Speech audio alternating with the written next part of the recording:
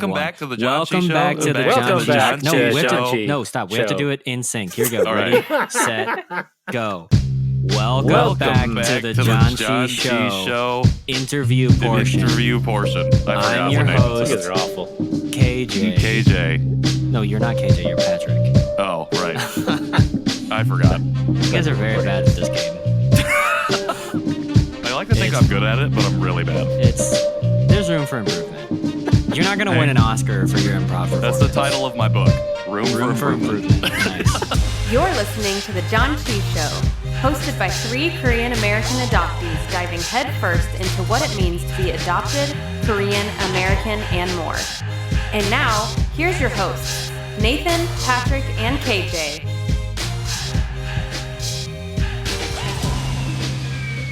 Welcome back to the Janchi Show. I'm one of your hosts, Patrick, here with KJ and Nathan, and we are excited to be back for another week. Week of... Yeah, you sound excited, Patrick. Do I sound excited? No, I think it's you because don't, I just watched the It's because I just watched the Batman, and that's oh sure, you get some somberness from that movie. Yes, And I I'm heard it's still, really serious. Still processing. it's Very serious. Serious, Okay. yeah, but it's It's not the zany Batman of the 60s, huh? It is not. Not your It is not even grandpa's the Dark Batman. Knight, which No. we've established I've watched many times in theaters, and I would say that this movie Yeah. rivals that movie Wow. in both scope and a lot of different things. Action. It's Yeah. wild. Okay. No spoilers. no spoilers for Patrick or for KJ and anyone else listening, right? Well, I've yeah. been watching Itaewon Class on Netflix, Okay. which is a K-drama. It is pretty good. I think it is like just bombing the Bechdel test, but otherwise, it's got some pretty progressive ideas in it. So yeah, overall, I find it really entertaining. Would recommend. Can Yeah. you explain for our listeners who might not know what the Bechdel test is? Is our listeners including you? I'm pretty sure I know what it means, but Oh, okay. I don't want the to take a stab at it and get it wrong. the Bechdel test is there's a number of things. The one that I always think about is whether or not 2 main female characters talk about anything besides the main male character. Right. That's what I thought. That's the one that I thought. that But it might- could be other I think things. there's 3 points in it. So someone give me the other 2, or I'll just do I didn't some know it Googling encompassed later. more than just that one. Okay. Yeah. Interesting. So like the 2 main characters, 2 main female characters in Itaewon Class they just talk about like the main guy, which is like it's kind of a bummer because as characters themselves they're really interesting, but like yeah, why They're why interesting pick- characters, but the only conversations they have are about with the each main- other are Yeah. about the main Oh, character. right, So right, it's not right, like yeah. women supporting women. It's just like no, I'm gonna whatever. It's fine, whatever. So it's like in that way, it's kind of conservative, I guess, or like behind the times. But then like on a lot of other fronts, it's really progressive and really like challenges some ideas around like identity, sexual identity, and those kinds of things. So overall, I think it's really interesting. Plus, Itaewon, like the district, I think is cool. So it's like nice to see a show that's set in that area. So yeah. Have you guys started to watch any other Korean drama shows or K-drama that's specifically on Netflix that since Squid Game was such a popular one, have you started to watch any on Netflix? I started watching one. I've gotten through the pilot episode, so course.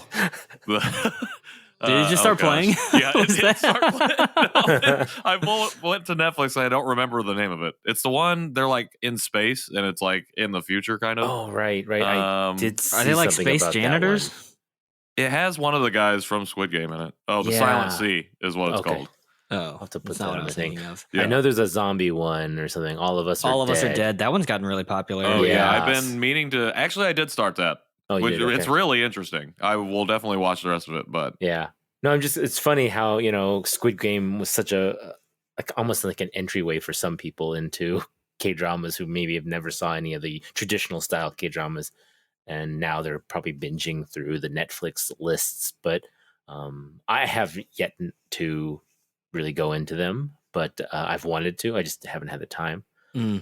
it's in a time investment for sure. Yeah, I mean, any, It doesn't any have to be, series, though. I feel is. What does though. that mean?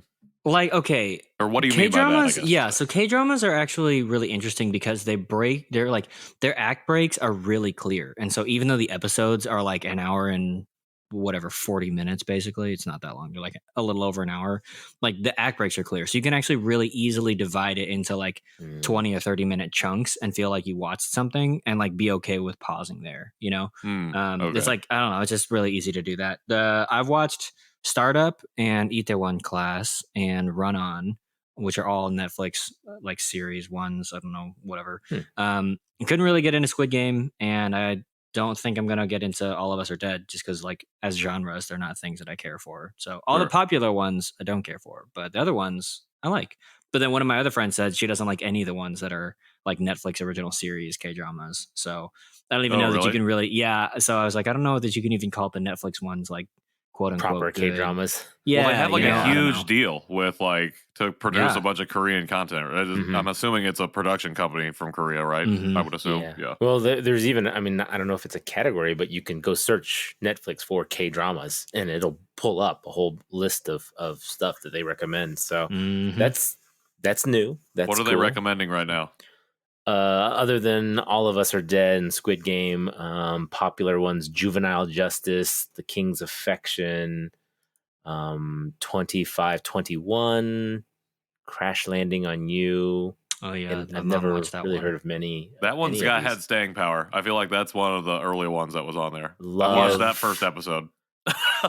Do you know that like the rest of the show has like very little to do with the first episode? I know, that's what you said. Well, the first time I brought this up, you're like, the rest of the show doesn't really have anything to do with that first episode. I'm like, I don't know if that's generally accurate or like, I don't know. I feel like the first episode is like, it sets up the characters and then like jumps back into the past so they can like explain some like character development, and then it jumps back ahead to the future. And you're like, all right, well. It doesn't in Startup, they do that all in the first episode? Like yes. In Itaewon Class, they do it in the first two, basically. And I'm like, oh my gosh. But I was still interested in it. Yeah. That's a lot of character development. Yeah. No, this is browsing Netflix now. Through. There's a lot more than I thought there were, actually. As I started scrolling through it, I'm like, well, this looks interesting. I have to watch a trailer for that. I mean, they have to hook me into the trailer because, I don't know. That's what we do when Emily and I are trying to find something to watch. We'll throw the trailer on, and then eventually just continue to scroll. Never watch anything. Just a bunch of trailers. Well, listeners, if anyone else is watching some good K-dramas, put it in the comments. Let us know, because we apparently have no clue. We'll take those recs. Those Parks and Recs. Yeah. Those Parks and Recs. Yeah. Speaking of Parks and Recs, we have a really great interview today. I'm the king of segues that really don't have anything to do with segues. That works. In Parks and Recs, there's a lot of talking heads, and you could argue that our interviews are like talking heads, except we keep our parts in. That is true. That is true. But we have fellow podcaster Shené Randall on the show. We had a really great conversation with Shené. Nathan, fill the listeners in on what they can be expecting. Yeah, with a close personal friend who you see all the time IRL. I remember it's established many times that you live in very close proximity to each other. Yes, and after we recorded last week, she did come over for a play date with my daughter. Right. That was classic. I know you guys were like, stop flexing. You live close, we get it. I did say that a bunch. But hey, it's fun to hang out with fellow Korean adoptees. It's fine that you have friends who aren't me and Patrick. Okay, don't be jealous, guys. It breaks my heart a little bit, but I think I can get over it. I'll allow it. Okay, but I'll pray about it. Yes, we had a good play date the next day, but we did discuss the interview. I think we had a great interview with her.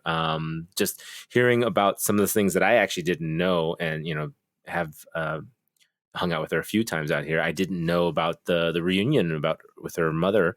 Dude, spoilers. So she talks about that. Well, that was huge spoiler. It's like, I'm not going to tell you the thematics of the episode, but I will tell you specific spoilers. I'm not going to tell you the specifics about that. What else, happened, but just the stories of what helped her with her journey into podcasting, and what she's doing now, what she's surprised about as far as correlation to other Korean adoptee podcasts such as ours. We had a snack at the end. It was I think it was pretty tasty. I don't remember the rest of them. Yep, on Sunday. Okay. Wait, what was it? I don't remember. You'll find out, listeners. You'll find out. I will Look find at out this. along with It was you. only last week, but KJ has that was already forgotten. so many hours ago. KJ's got a lot Oh of my stuff gosh. going on. We all Yeah. got stuff going on. Yeah, and Perfect. yeah, we had a great interview. So let's just roll into it. All right, Roll let's into do it. Kaja.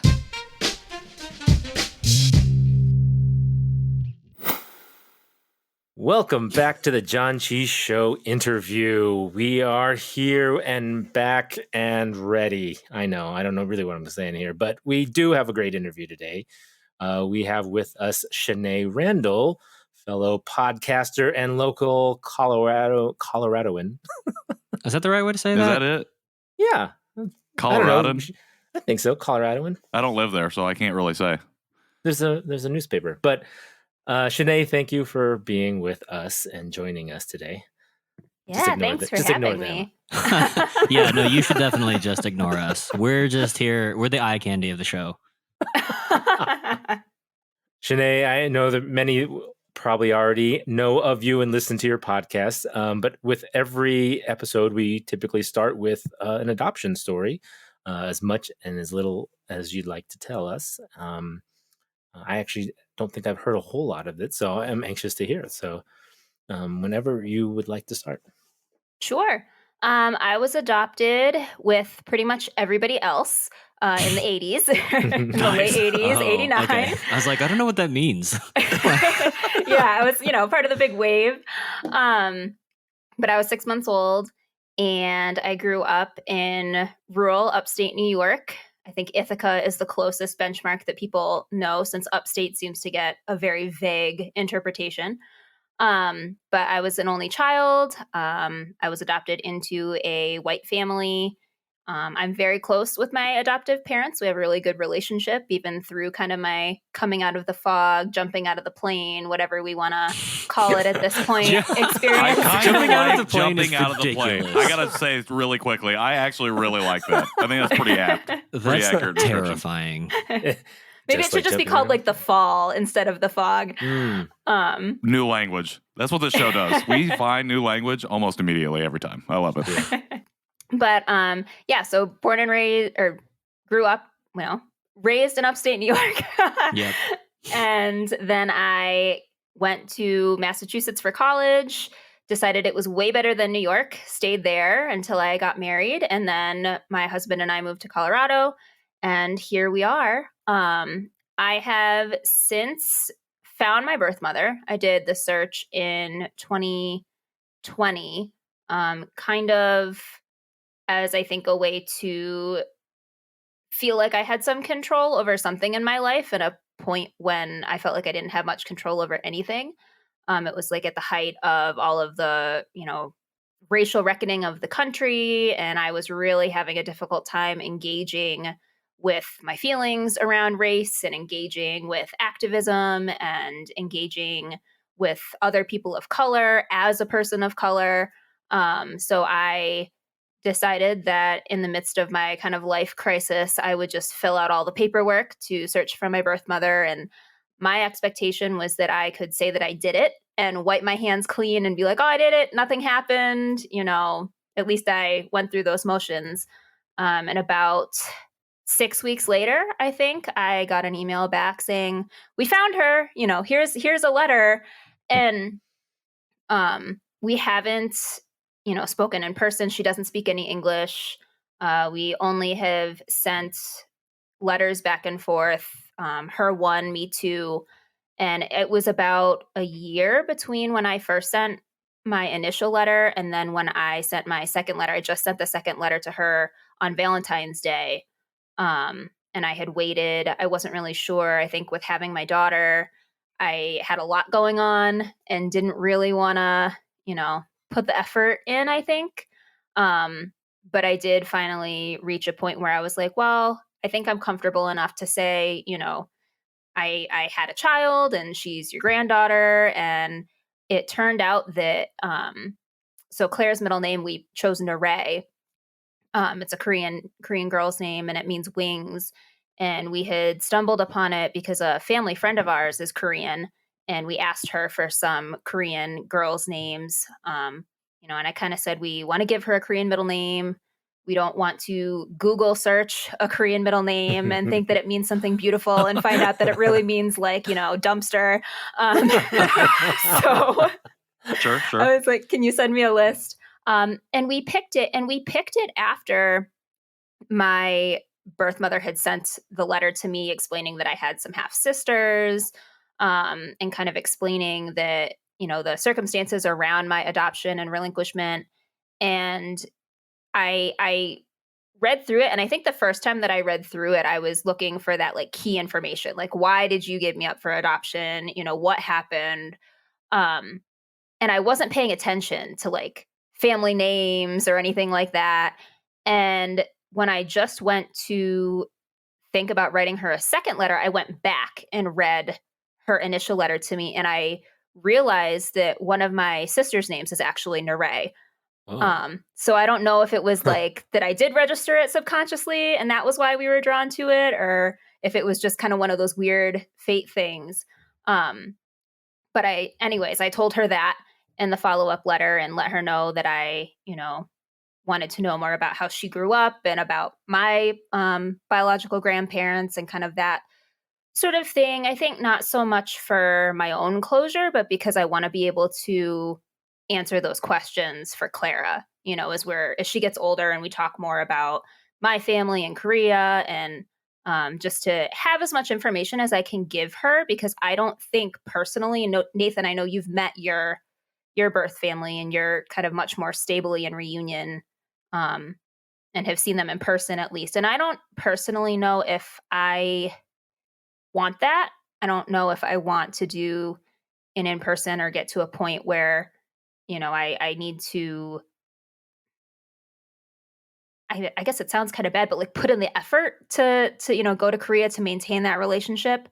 But I do think, as a kid, I can imagine that it's difficult to understand this idea of like, you have family that you're never going to meet, but they exist and they're important and there's this lineage and heritage. So I think, the more that I can tell her, at least, that's what I'm hoping for.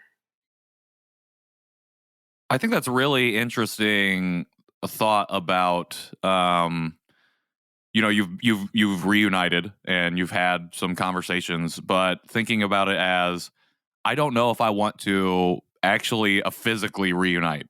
Like, I think maybe, like you said, when you first sent in the information, like it's like, hey, I put it in, and it's like, here we go. That's the win.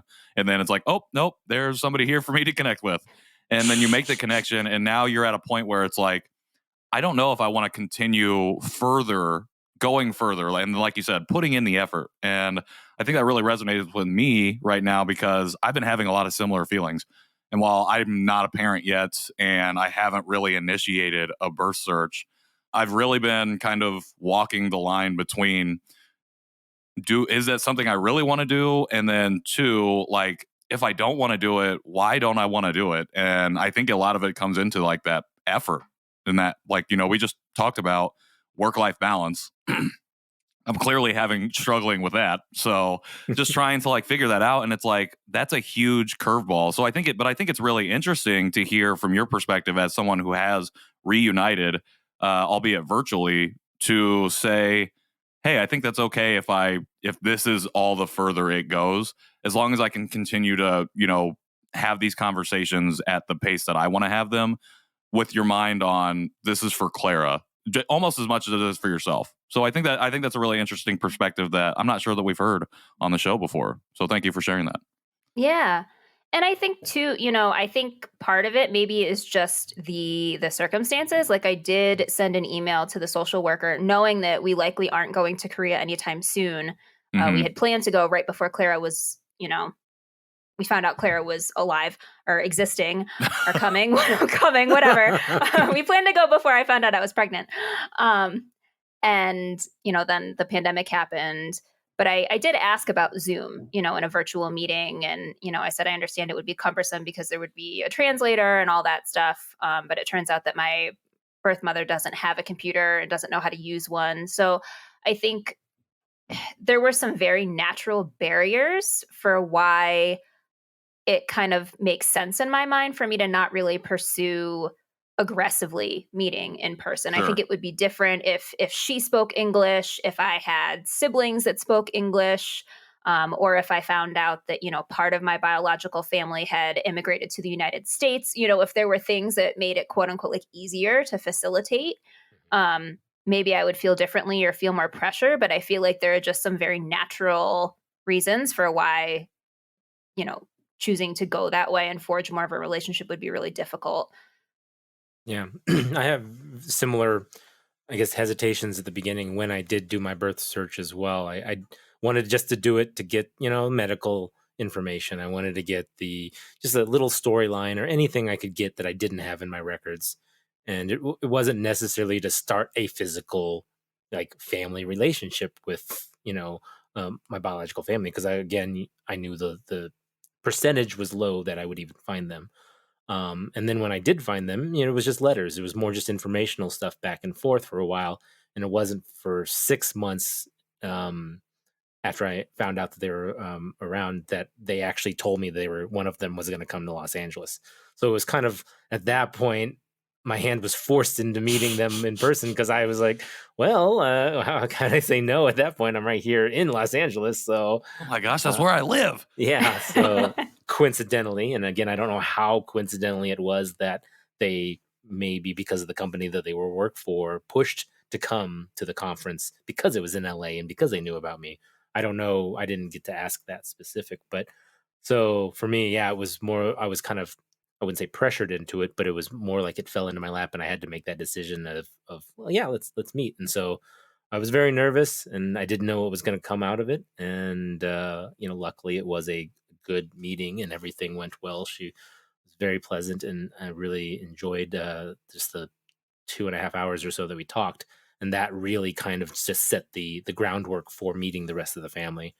But yeah, I was hesitant. I didn't know especially knowing that I had 6 siblings, I didn't want to start a whole like family reunion with a whole nother, 6 siblings plus their wives and spouses and kids. And it started to get overwhelming because it was about that time when we were getting ready to have our first as well. So it was like the year before we had Kelvin, actually. Well, like completely alters your life, Yeah. like it has to be like a completely life altering thing, whether you even meet them in person or not. It's just like the information. Like even if you initiate that search, like this is my thing. Like I initiate that search and find out that they've both passed away or whatever, some horrible fate befalls them. Like that's altering my life completely too, because it's like there's a little bit of closure in there, but really those questions remain unanswered forever. And it's like, well, maybe I'm okay with that being unanswered and getting no information going forward, because it is such a huge thing to happen in your life. And I think a lot of people outside of adoption don't understand, what kind of emotional and mental labor goes into trying to do something like a reunion or executing a birth search. So yeah, I totally make sense. I Yeah. realize I probably have thought about it like this for a long time, but having being adopted and having a birth family that you know nothing about is like having your own personal ghost.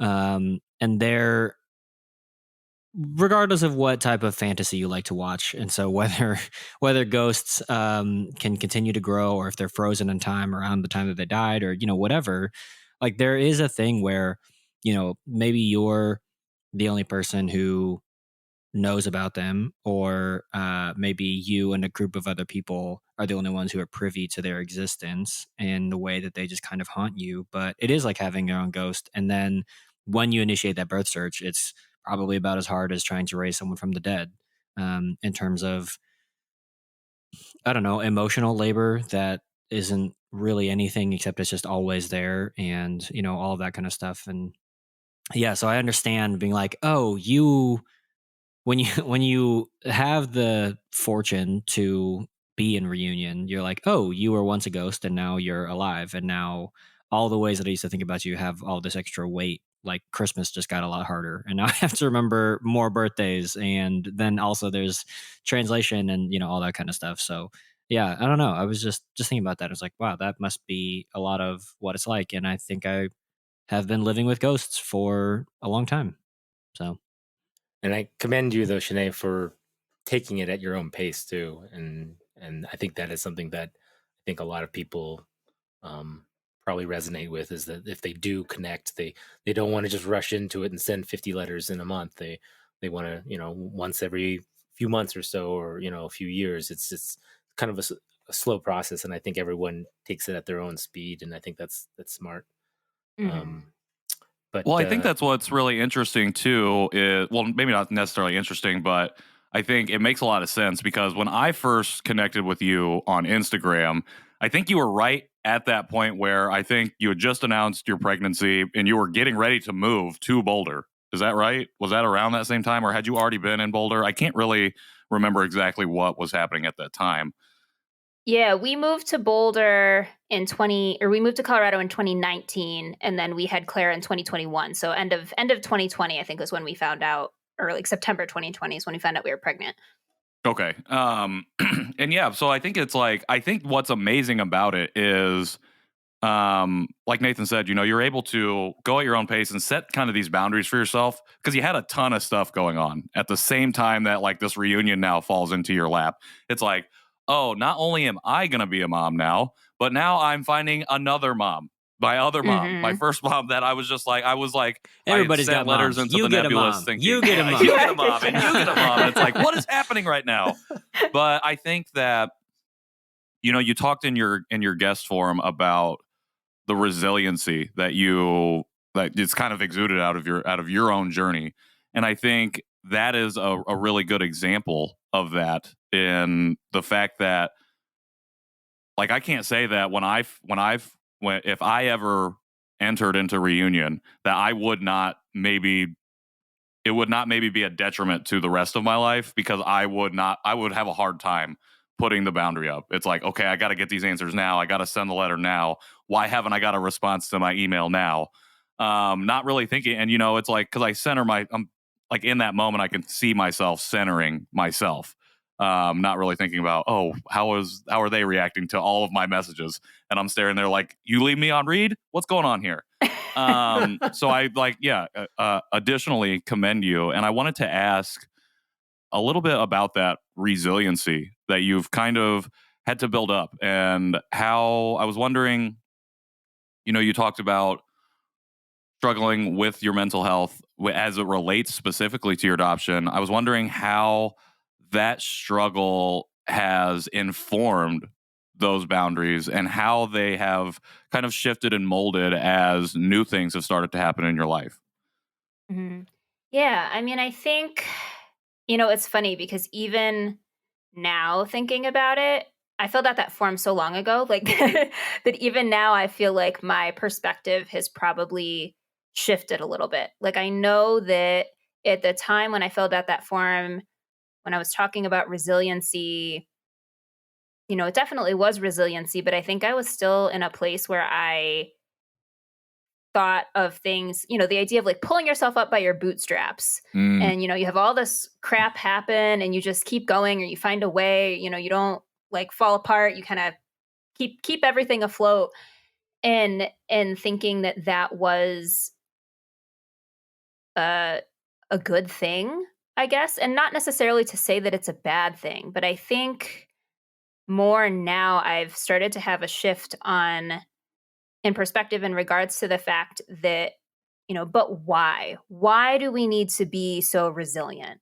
Like, why is that, we kind of wear the resiliency like a badge of honor, but it's almost like a self-preservation thing, right? Because it keeps you from saying, these people, these systems, these circumstances, society have, wronged us or put us in these positions or whatever.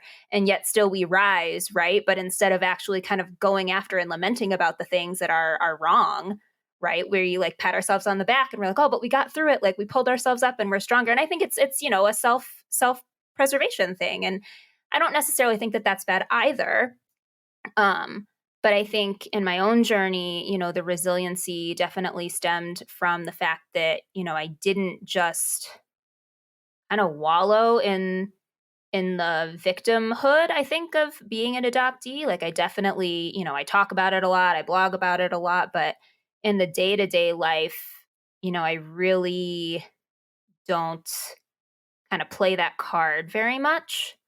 And I think whether that's like a conscious or a subconscious choice, I've always kind of just been maybe too good at looking at kind of, all right, well, this is how I feel and this is really bothering me, or this happened and it's terrible, but like X, Y, and Z still need to get done. And I think even to your point, Patrick, about putting up the boundaries regarding the pace of my, birth mother search and family reunion, I think, and Nathan, you can probably attest to this, being a parent really kicks you in the butt in terms of making sure that you have boundaries. Like, I think had I not been pregnant and not been expecting my first child, I would have been like you, Patrick. I probably would have been sending a million letters. It would have been my main focus. But man, nothing steers and directs the ship like having children. You are not in control. So I think that was a really great distraction in a way from having me kind of obsess over that. But I think going back to resiliency, my birth mom in her letter to me had, reading her story, she talked about how she was married to somebody or in a relationship when she was young, who was not my birth father. She had had 2 pregnancies before me. And the first one, she ended up leaving because the relationship wasn't good. She had a son, and she had left him with his father. And then I think she maybe had a miscarriage with the second child. It was a little unclear with the translation. But she got with my father because she had seen his children. He had 2 daughters and a son. And she basically felt bad for the children. She had said in her letter that, she hoped that by being, involved with that family and helping raise them, because he was abusive to my 2 half sisters, that she, could help them. And she mentioned stepping in and helping them kind of as like a penance for leaving her son behind in the previous relationship. She said, if I took care of these children, I hoped that it meant that somebody was taking care of my son the same way. And my father was abusive to her. So I guess my older sisters had said that she needed to leave when they found out that she was pregnant with me, but she wouldn't leave unless they left. So they left first. She left after, and then had me in like a battered women's shelter. And it seems like there was maybe some coercion that went on while she was there, like, you can stay, we can give you these services, but like, you need to put your child up for adoption. It'll give you a better life, yada, yada. But then she, went on to have a couple more relationships with people. And she had 3 more girls between 2 different men. She's happily married now. But she also struggled with depression, with alcoholism. My half sisters also suffer from depression and anxiety. And I was surprised that she very openly had said, that they were on medication, they were going to therapy, but, now they weren't. I really wasn't expecting that. But reading her story, I think, resonated with me so much because the focus was on doing things for other people, like the idea of like helping other people. My life can be falling apart, but I'm going to make sure that like everybody else is okay. And that's very much, especially at the time, how my own personal story had kind of gone. That like my whole personal life could have been falling apart, but like as long as my students were okay and my lessons were good, and I think, Patrick, you said Emily's in teaching. Oh, yeah. Yes. So I'm sure you hear a lot of that. She could be swept up in a tornado on Monday and be in class with a whole lesson prepared on Tuesday. Yes. I'm like, hey, you can take a break. You just got swept up by a tornado. Nope. Yeah. And it's like, no. Yeah. Yeah. Yeah. So definitely, I think that's the kind of resiliency that has resonated with my journey so far. That's great. So with the follow-up on all the the birth searching and the moving to Colorado and having Clara, at what point did you decide to start a podcast? And at what point was this part of your journey from that? Did that like kind of inspire you to start the podcast? How did that all come about? It kind of, I think like everything else related to my adoption fell out of the sky. There it is, that fall. The fall. Yeah, like when I moved, I had left teaching because my bargaining chip in the move was I'll move with you to Colorado, but I want a year to like figure my shit out, see if I want to keep teaching, see what life looks like in Colorado. And I needed to process because I had a really hard time disentangling myself from my job. I identified with my job. I like was a teacher through and through. So like choosing to lose that piece, I felt like a quitter. I felt like I made the wrong decision. I, really was just all the self-loathing. So I decided to start a blog and wrote a blog called A Life of Letters, which was basically me writing a letter to not every, but a lot of the instances of racism and microaggressions that I experienced growing up and into adulthood that far. And I had taken a picture and posted it on my new Instagram account to go with the blog. And Benny saw it. So he like non-shadily slid into my DMs and was like... It was very normal. It was fine. He did it like a normal person. Right. And he was like, hey, I am in Denver. Like, I'm also an adoptee. Like, I just am kind of starting this journey. I found you through like a hashtag that you use. I didn't even know how hashtags worked at the point. Like at that point, I was like, I'm just going to throw these words next to like the number sign. And I thought it was still called a pound sign. Pound sign. My pound signs were very different. yeah, it was pure like no pun intended, but like building the plane as you're flying. Yeah. And he was like, hey, we should meet. So, or like, can we like FaceTime or something like that? Again, non-shadily. So, very normal, not just creepy. caveating, Just, hey, non-shady behavior. Can we meet? Right. Like it was very clear that I was happily married at the time. Like he was, above board. I need to see your face though. But I was like, sure. So we FaceTimed and, he kind of told me a little bit about his background growing up in Wisconsin and his family. And then we, at some point, had said like, hey, I haven't really talked to any other adoptee as an adult. Like that was we were each other's kind of first adult CAD experience. Cause like, I think he had encountered a couple growing up. I was in like a play group for Korean adoptee kids when I was, in elementary school. But aside from that, I hadn't really had any contact with anybody. And we were like, oh, this is so great. And we didn't know that there was, like the Korean Adoptees of Colorado. We didn't know really about like heritage camps or Con and all that. So we were like, oh, wouldn't this be great if we could get more Korean adoptees together? Again, not knowing that these things existed.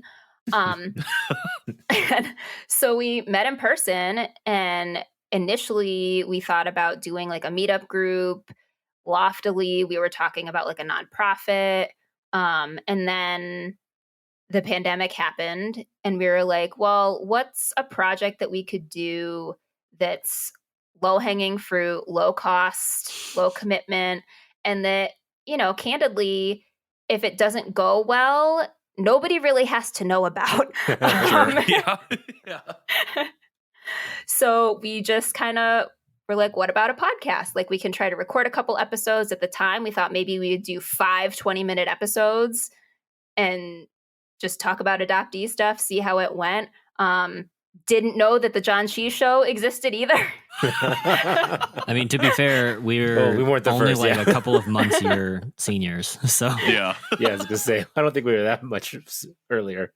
Yeah, but like we didn't know that the Janchi Show existed until after we had already asked Patrick to be on our podcast. Like we were so late to the game because like I had known Patrick, but like I didn't make the connection.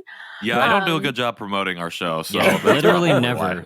why. Yeah, I was gonna say it's 0. Yeah, I very shadily and will walk behind Patrick and be like, he's part of the Janchi Show. Please check it They out. will ask me, did you promote the show on whatever you just did? Nope. Oh, No, right. I forgot I'm this thing emailing that I the do person. literally every week. We almost bought shirts that had an arrow that said "We're with Patrick." Because they might forget.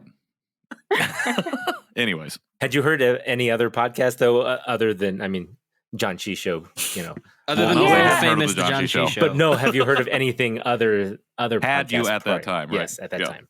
Yeah, I mean, I had come across like Adopted Feels and the Adapted podcast. But I think I hadn't really listened to them too much because I was kind of just coming to the place of really wanting to engage with the whole adoption piece, at least in that way, on my own terms. So yeah, we went for it, and then lo and behold, we're still here. And 3 it's still seasons and a rolling. new And a new host. and a new host. host. Yeah. Yeah. It's awesome. Yeah. Next season, you'll have 4 hosts. Oh gosh. Wait, spoilers? No, kidding. Nathan's like, I'm jumping ship, you guys. jumping ship, Nathan guys, sorry. is, Wow, the Janchi okay, Show is classic. losing a feisty boy. Yeah. KJ's already quit like 10 episodes ago to start That's another true. show. And I then have, now yeah. Nathan's leaving. Great. I really am the dictator. Yep. Yeah. But I think, I didn't, the weird thing, and Patrick and, I'm sure the 3 of you can attest to this too, like the adoptee, particularly the Korean adoptee, social media space is like a living organism in and of itself, right? And I think it definitely has been interesting to, I set out to blog just because it was for me, I'm like, I'm just going to write, and I didn't think anyone would read it. I didn't think it would go anywhere. That was never the intention. It still isn't the intent. And then it was like, oh, people are reading it, and oh, now people are wondering what I think, and oh, suddenly you're like this weird, like adoptee influencer, which like doesn't like shouldn't even be a thing, And I hate like that. and yeah. Yeah.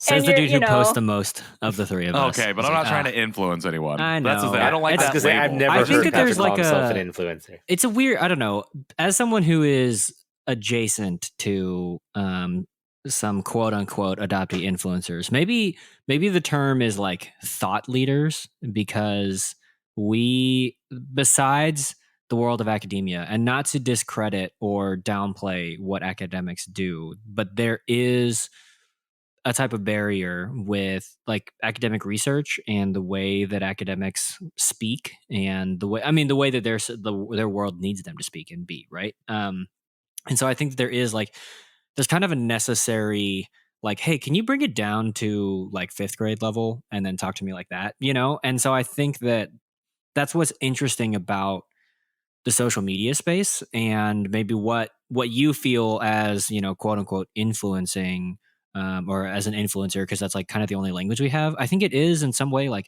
we need our own subculture, and with its own with our own subculture comes our own sub celebrities. Like, you know what I mean? Like that there are these people that we need to have rallying posts and places to make a stand at, because they are places to find ourselves, and they're places to, and I think that's what's so special about having the Janchi Show and having Soul Conversations and having, like, whether it's podcasts or bloggers or Instagrammers, whatever type of content creators are the not academic but still important signposts for people to rally around, and we find community around those things. We find language in those things. We find support and relationship in those things. So yeah, I don't know. I think there was a question originally, but I don't know the question anymore. It's fine.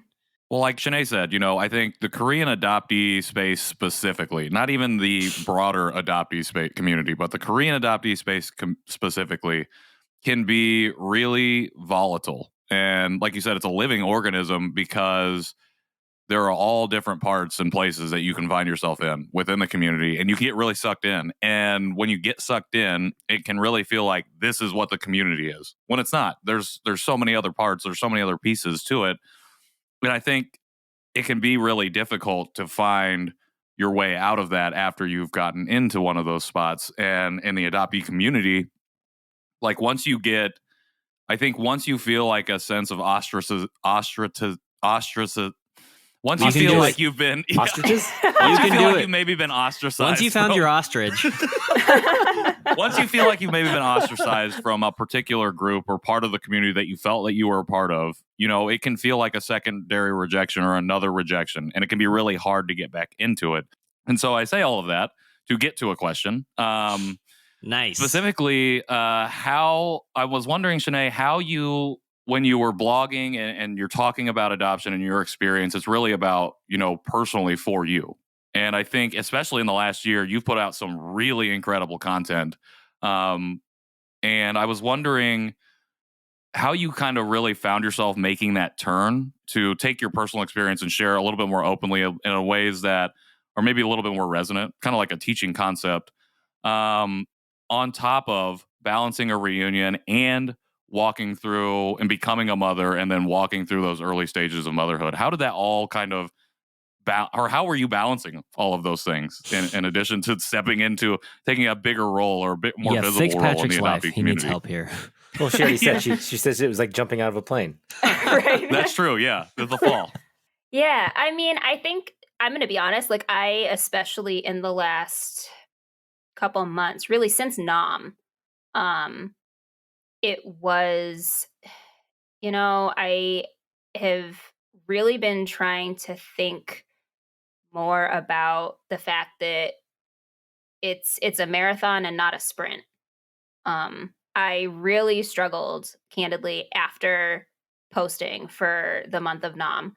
I had, seen the murmurings of it, and I the way I've always done my social media, I think because it's always just been so personal for me, like I don't post unless I have something that I want to say. Like I generally don't. I hate the idea of like posting because you feel like you need to post or whatever. And I think that's where I've had a little bit of dissonance because, that's why I had said the term influencer, like it got to the point where, I felt like, should I be posting? Should I be saying something? Should I be resharing this? Like, because I feel like now people are looking at me and they're like, retagging me on stuff. And like, but I was like, but I don't want to, like, I'm not comfortable. I've been pretty quiet on social media aside from posting things of like Clara. Partially because she's very into the phones. My husband is on his phone a lot for work. And I'm like, I don't want you to go to kindergarten and draw a picture of mom and have it be mom, like staring at her phone. So I've been really trying to, put it down during the day. But also, I started to get in that spiral of, do I need to put out a carousel about Black History Month? I don't feel personally equipped to put out a carousel of information about Black History Month. Like I am not an expert. I am not comfortable just doing, a 5-minute research dive on the internet and putting together some slides. And, I'm all about resharing something that somebody else posts who I do know is an expert. I mean, I also love Hannah Jackson Matthews. Her content is stellar. But even with that, I think just from teaching and just the way that I am as a person, like I don't generally reshare something unless I've personally read all of it, fact checked it, make sure that I can back it up. If someone says, why did you share this? Or if somebody calls me to the carpet, if there's an error in something that I reshared, like I need to be able to explain and feel good about my explanation. And that, from if you're thinking about, I've got to be putting out stuff all the time, I've got to be constantly present and constantly resharing, like that really slows you down if that's your metric. But there are times that I worry that people are going to be like, she calls herself a person of color, but she hasn't talked about Black History Month. She hasn't talked about, shared anything about trans kids, or she hasn't shared anything about Russia. So like, she must not care. She only posts Korean adoptee things. Like those thoughts are swirling in my head all the time about, am I doing the right thing? Am I not doing the right thing? Like, should I be worrying about this? Probably not, but I am, and so it goes. But I really have been trying to think about, if I'm going to do this and be involved in the adoptee community and do work with CADs, with adoptive parents, what are the ways that I can do it authentically and sustainably. And I think for me, Instagram is not that space. Instagram could go away tomorrow, and then what? So I've really been trying to focus on things like the podcast, reaching out to different adoption organizations. I had gotten um, approached by an organization called Adopt Together, and they are like the largest crowdfunding adoption organization. And at first, when they had asked me to participate in sending a reel, they said, we're doing a feature in March about adoptee voices, and would you mind putting something together? I initially was kind of like, because I saw the word crowdfunding adoption when I looked at at that, and I have personally, candidly, like, that doesn't make me feel great. But then when I got thinking about it, I was like, there are there things about their messaging, are there things about maybe their promotion or advertising or intent that I don't agree with? Absolutely. But they are making the effort to, have adoptee voices. I included with my email, like, yes, I'll do this. If you want to have a fleshed out panel, I would be happy to participate. If you would like somebody to organize, I would be happy to do that, because I realize that, and it might be an unpopular opinion, but like, adoption isn't going away. And I think the best that we can do is try to improve adoption, especially transracial adoption. And at the same time, we're not going to get anywhere if we reinforce the stereotypes of like the angry adoptees, right? Like, you gotta not compromise, but you need to kind of work within the margins, I think, and then slowly start to change. And if they're going to crowdfund, then maybe it's about a conversation about saying like, hey, your whole platform is crowdfunding and crowdsourcing, but like, let's talk about it. Can you also include things that like your crowdfunding isn't just to bring the children to these families, but it's for counseling. It's for making sure there's a mentor program. It's for making sure that they, can help pay for travel to festivals that represent these kids' heritages. Like, if you're, you don't have to change fundamentally what you do, but you can change what it goes towards and how you allocate those resources. Because, I mean, if we're being honest, like, the agencies hold all the power in this, right? Like, it's our voices, but it's their pockets.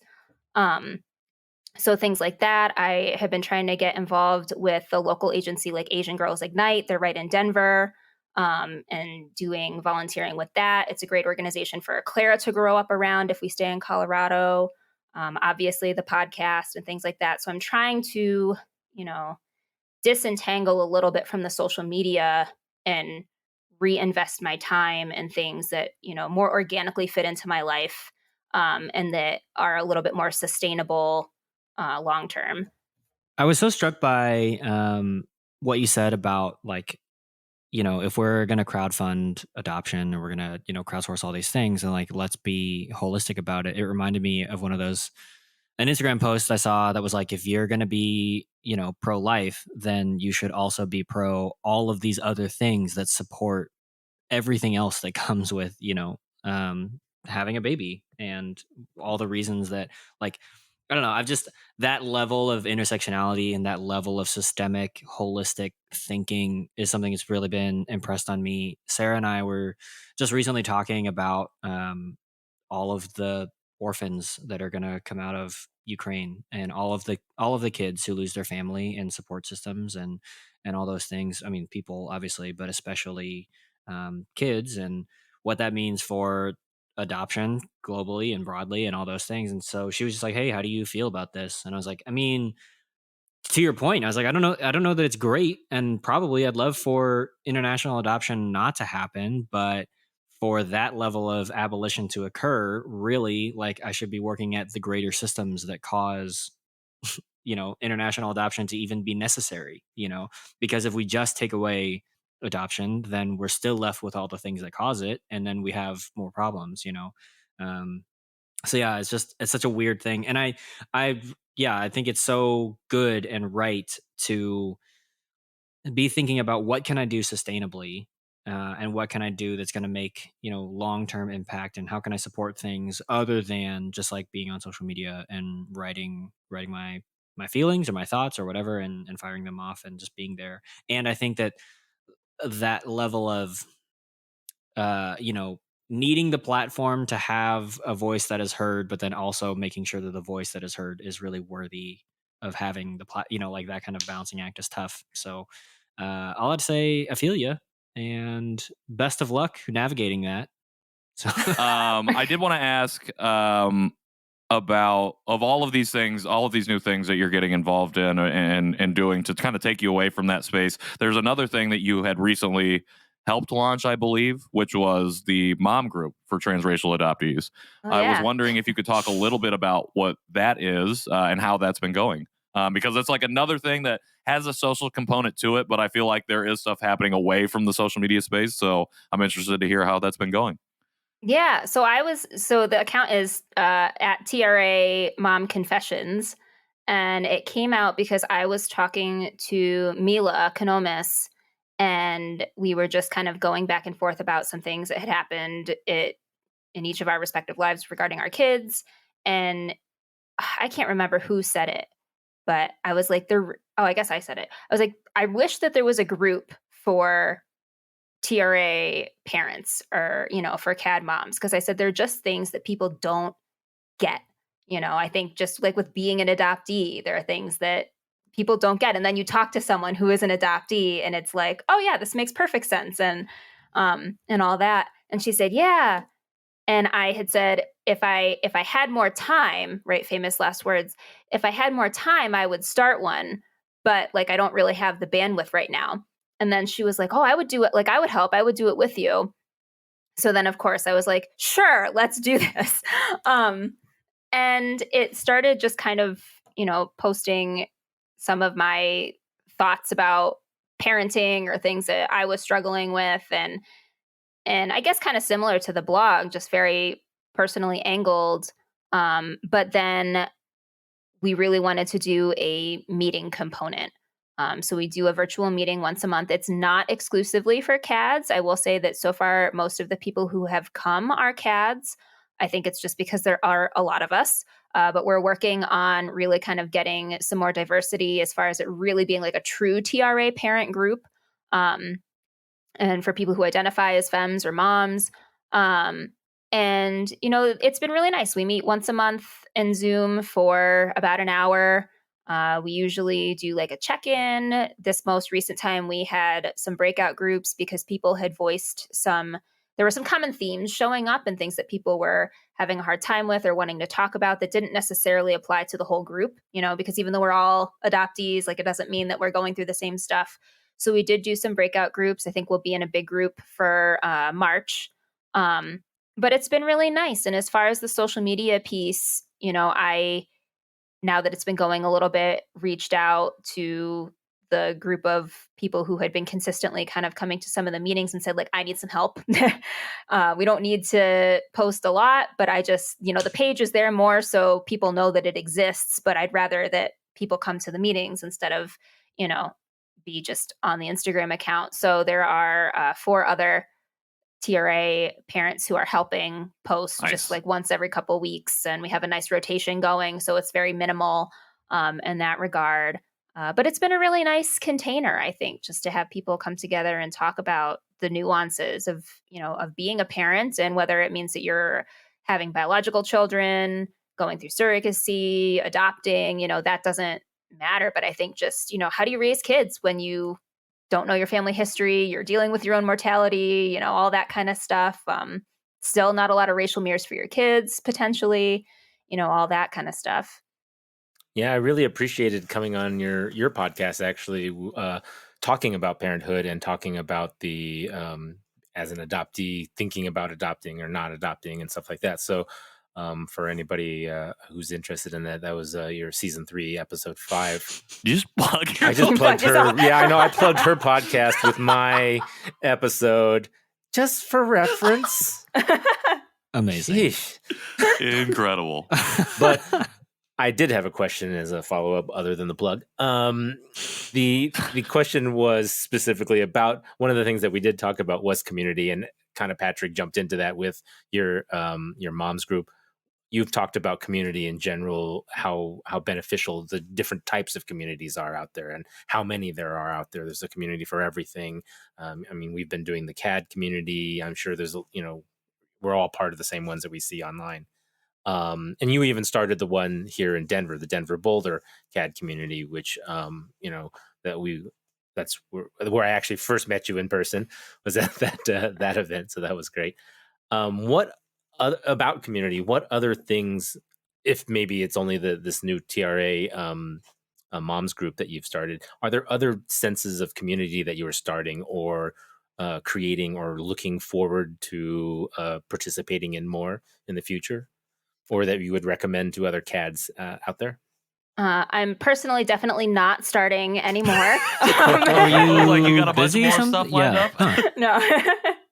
No. But I'm really looking forward to Con. I'm super excited. I realized I had the epiphany when I was driving today that it's going to be the first time that I've been in a majority CAD space.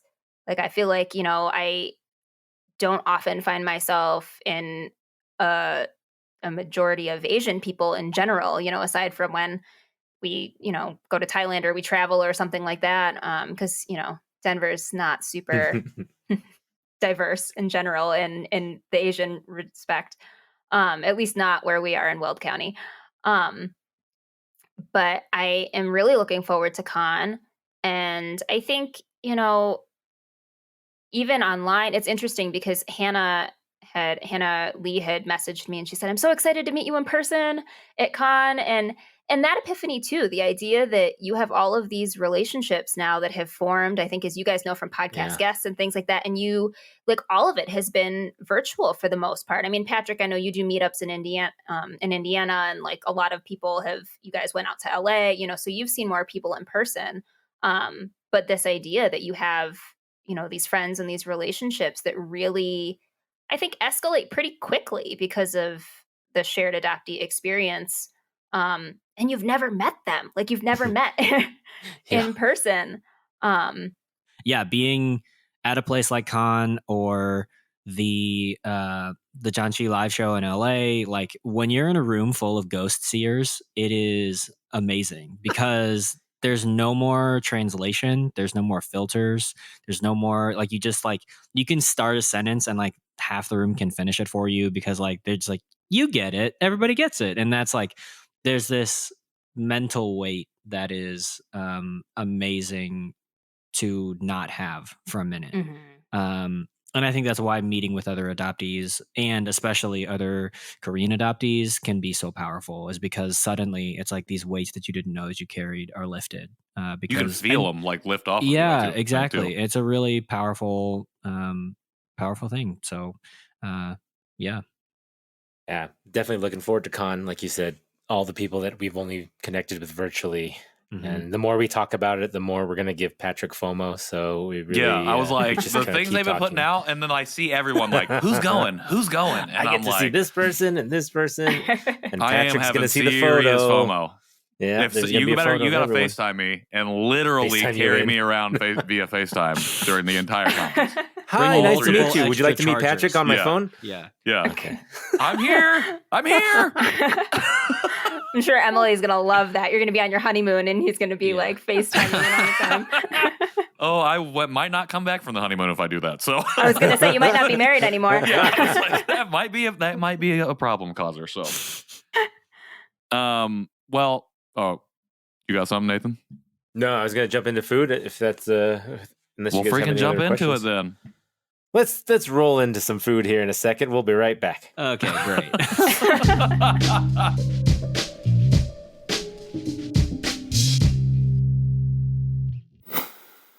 Welcome back to the Janchi Show food portion. Food portion. I missed it. Food. The foodie portion.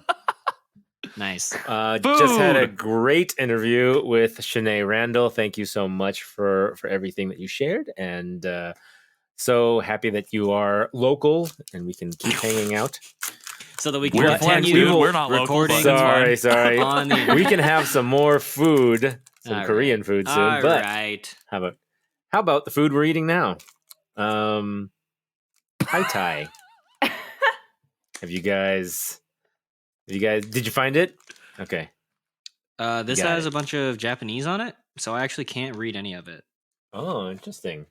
That's all right. Nathan just figured out after he told me this was the snack that it had almonds and peanut butter. And he was like, oh, by the way, I hope you're not allergic. I'm like, okay. And that's By the why it way- says allergens contained, because I was going to give it to my kids too. So, yeah.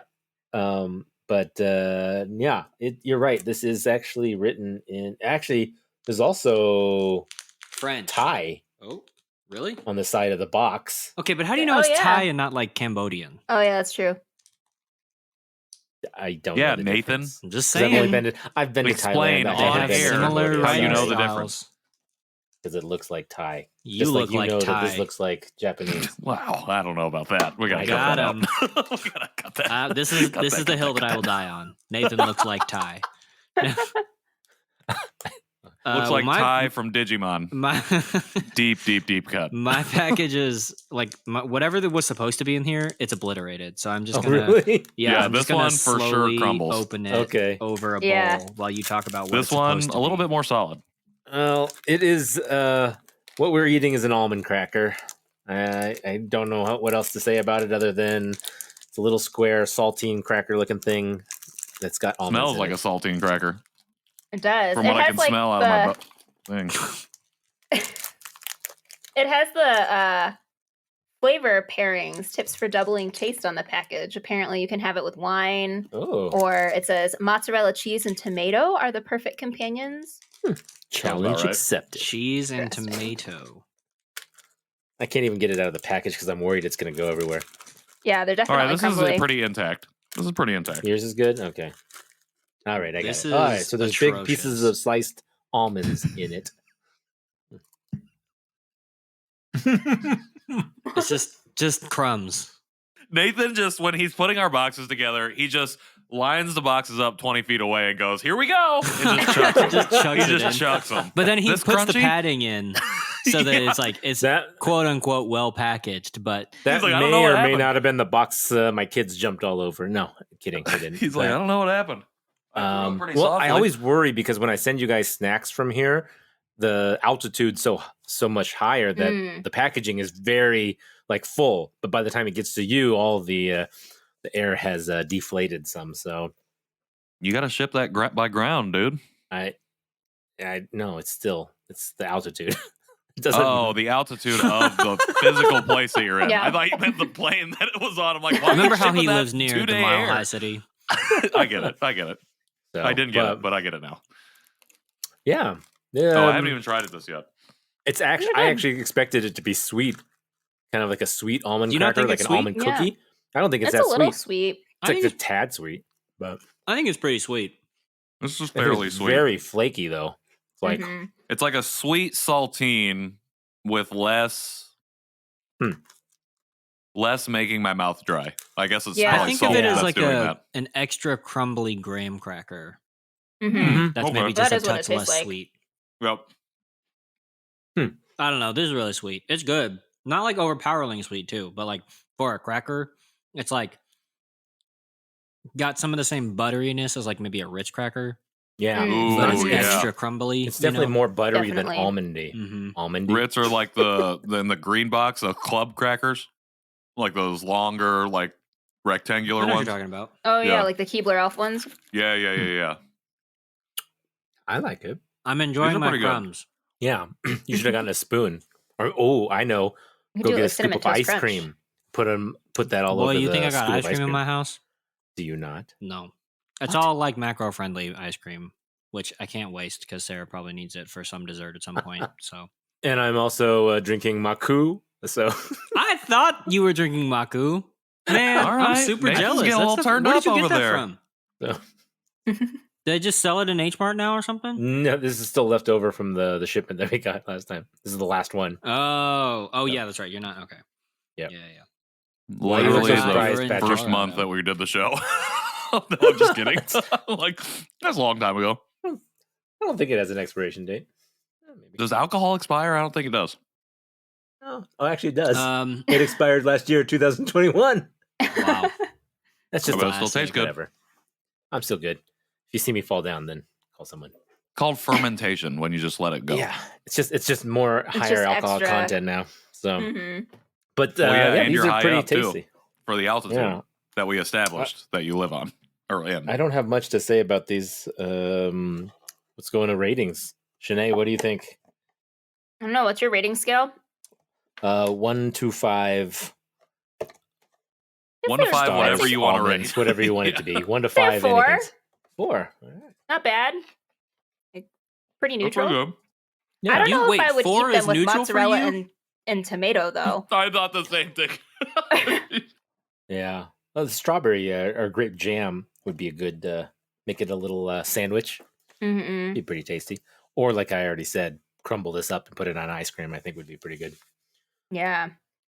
Yeah. Or I use think it as it'd be like a really cobbler good, like, topping. in a pie crust. Mm. Mhm. Mm-hmm.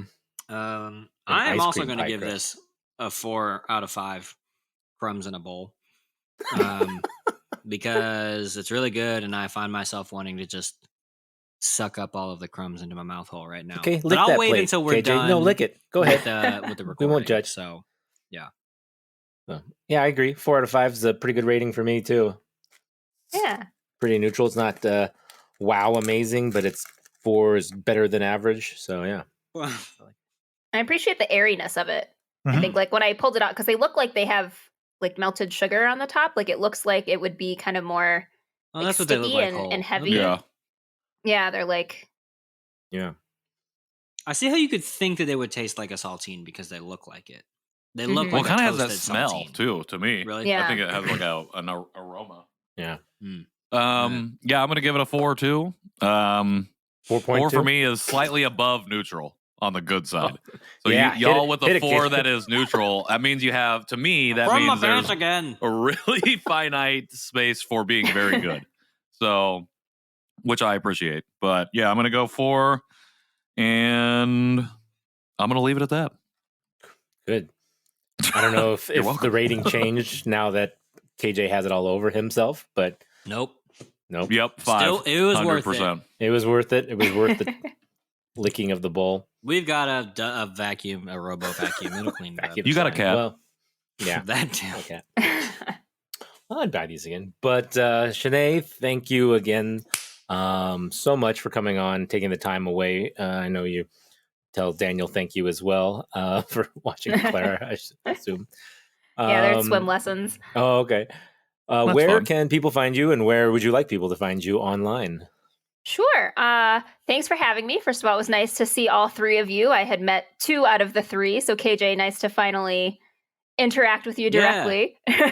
You got to and go not on. just You talk got to go on about- Soul Not just through those Conversations at DMs some that she point. slid into in a very non-creepy, very normal Yeah, way. there you go. I know. I was going to say it's nice to talk to you about other things besides editing software. Yeah. I mean, I love talking about editing software, so all day. He would rather talk but about yeah. that. But people can find me on Instagram at Becoming Boulder, Boulder Boulder, like Boulder, It's Colorado. wordplay. Mm-hmm. And so is the podcast at Soul Conversations, like Seoul, Korea. Yeah, that's where I live. Oh, and at TRA Mom Confessions. It's TRAmom.confessions, Yes, right? dot Right. confessions. And that's on Don't get Instagram. confused. Yes, on Instagram. And we will have all of those linked in our show notes, or they are linked in there right now. So you can go ahead and click on them. Yep, that's how that works. That's how it works. You can That's find how we me. work. Yeah, I don't know. work We've that. we're severely losing steam at the end of the here. Let's do this. Well, we for have like the- these weird the- pauses. Like we're waiting for each other to like pick it up. There we go. Some background music. You can find us at Janchi Show at justlikemedia.com. This is your This is my captain notes. speaking. Yeah. You can find sorry. us at Janchi Show on all the social media platforms. You can also send us an email to janchishow@justlikemedia.com. If you want to leave us a voicemail, you can call us at 972-677-8867. Last but not least, make sure you go onto Apple and Spotify to leave us a rating and a review because we really appreciate those. And last but not least, make sure you go to janchishow.com where you can find out all of the different ways you can support our show. I have been Patrick in the world on Instagram. Nice. Yeah. Least but not last, I'm at KJ Roki, wherever I want to be found on the internet. And I am N Nowak on Instagram. And that's it for the show. Woo! And one Nathan more did it. awkward pause before we Nathan's get Good back out of job. here. That's some more All right, pauses. Hooray. Shené, again, thank you so much for coming on and sharing so much with us. And for all of you listeners out there, we will see you again next week. Until then, Janchi We're not gonna really see them. Heyo. We'll see them. You don't think I...